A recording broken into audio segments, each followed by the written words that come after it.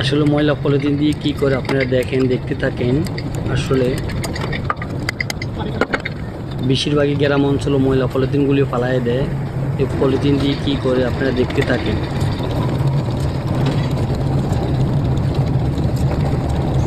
গরম হিটারের ভিতরে দিয়ে দিচ্ছে পলিথিনগুলি, যেগুলো গলে গলে কই যাইতেছে তাও দেখেন।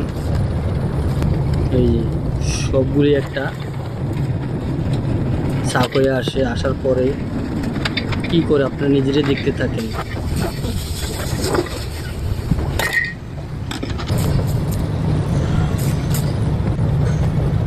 এসব পুরনো পলিথিন দিয়ে করা হয় জিনিসগুলি। দেখুন